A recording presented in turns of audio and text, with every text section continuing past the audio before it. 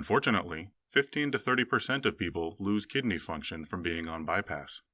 This damage is thought to be related to a lack of blood flow to the kidneys, but little is known about how bypass affects renal blood flow. By taking detailed measurements during surgery, researchers at the University of Gothenburg identified a new potential mechanism for this type of kidney injury.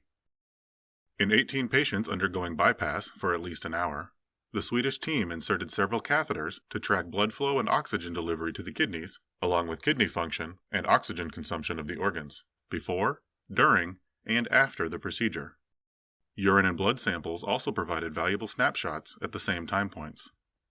The researchers found that even though blood flow and oxygen to the entire body increased during bypass, that was not the case for the kidneys.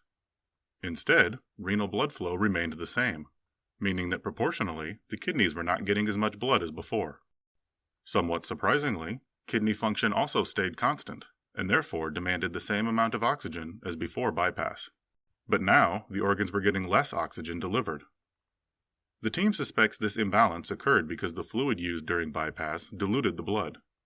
Consistent with damage due to a lack of oxygen, levels of a protein called NAG, a marker of tubule damage, began rising in urine within a half hour of starting bypass, and peaked just after surgery. The findings suggest that bypass redistributes blood away from the kidneys, and that in combination with dilution of blood oxygen with the bypass fluid, the procedure reduces oxygen delivery to the kidneys by 20%. Ideal conditions for damage. Future work investigating how heart-lung bypass puts kidneys at risk may reveal new ways to protect the vital waste-filtering